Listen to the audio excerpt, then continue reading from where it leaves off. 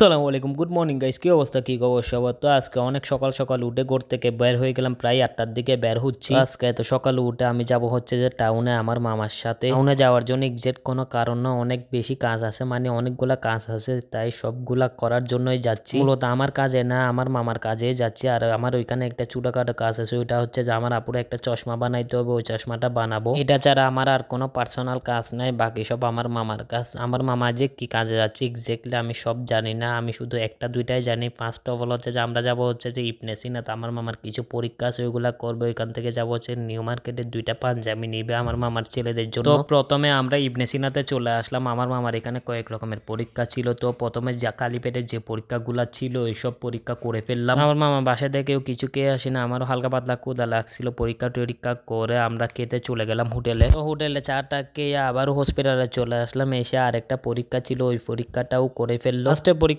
করতে অনেক বেশি সময় লাগছে, মানে পরীক্ষা করতে সময় লাগে না, এর আগে আমাদেরকে বসে রাখছে, মানে পেশেন্ট বেশি ছিল যার কারণে সময় আধা ঘন্টা থেকে বেশি আমরা বসে থাকছিলাম। এরপর আমাদের সিরিয়াল আসার পর পরীক্ষাটা করা হয়েছে। পরীক্ষা টরীক্ষা করে আমরা বের হয়ে গেছিলাম, বের হয়ে আমরা রিয়াজউদ্দিন বাজারের দিকে রওনা দিলাম। রিয়াজউদ্দিন বাজার যেহেতু আমরা আন্দরকিল্লা দিয়ে হয়ে যাব, তো আমি আন্দরকিল্লা ওই দিক থেকে জামাল খান আসছি আর চশমা বানানোর জন্য। জামাল খান এসে আমাদের পরিচিত দোকান যেটা আছে, মানে আমার পার্সোনাল পরিচিত দোকান, এটার থেকে আমি আগে অনেকবার চশমা নিয়েছি, ওনার দোকানে চলে আসলাম। ওনার দোকানে আমি সবসময় রিজনেবল প্রাইসে চশমা বানাই, আর উনি ইনস্ট্যান্টও চশমা বানাই। যেহেতু উনি আমাকে বলতেছিল যে দুপুর 1টা বাজে আসার জন্য চশমা নিতে, তো আমি ওনাকে বললাম যে আমি যদি টাউনে থাকি আমি আসবো, আর না থাকলে কালকে বা পরে আসবো। তো চশমা বানাইতে দিয়ে আমরা চলে আসলাম হচ্ছে নিউ মার্কেটে, এখানে শাহ আমানত মার্কেটের নিচে আমরা গাড়ি টাড়ি পার্কিং করে চলে আসলাম রিয়াজউদ্দিন বাজারে পাঞ্জাবি কেনার জন্য। তো এখানে একটা দোকানে ঢুকলাম, ঢুকে পাঞ্জাবি টাঞ্জাবি দেখতেছিলাম, আবার আমার মামা ছবি টবি পাঠাচ্ছিল, যার কারণে একটু লেটই হয়েছিল। তারপর দুইটা পাঞ্জাবি চুজ করে নিয়ে নিলাম। তো পাঞ্জাবি টাঞ্জাবি নিয়ে আমরা একটু রিয়াজউদ্দিন বাজারের ভিতরে গেলাম, ভিতরে কিছু কাজ ছিল, কাজটা সেরে আমরা চলে গেলাম হচ্ছে জোহর মার্কেটে।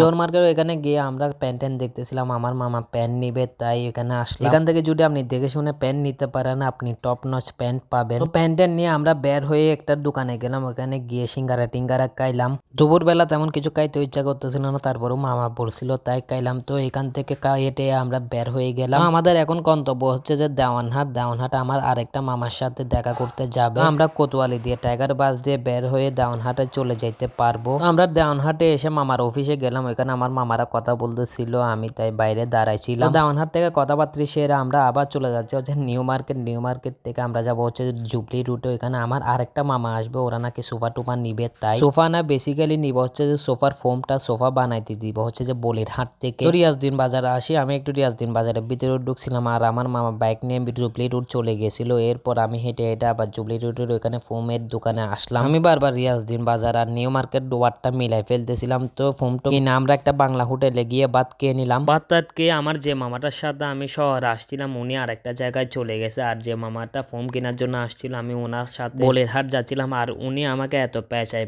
রুট দিয়ে নিয়ে যাচ্ছিল, আমি যেগুলো আগে চিনতাম না ভালো করে, উনি আমাকে চিনাই নিচ্ছিল। ওনার সাথে এসে আমার ফায়দাই হয়েছে, আমি এমন অনেক চিপা রুট চিনতেছি যেটা আমার পরবর্তীতে দরকার পড়তে পারে। ঘর থেকে বের হয়েছিলাম সকাল 8টায়, আর ঘর আস্তে আস্তে আমার সন্ধ্যা 6টা হয়ে গেছে। তো আজকের ভিডিও এতটুকু, ইনশাল্লাহ নেক্সট ভিডিওতে দেখা হবে। আল্লাহ হাফেজ।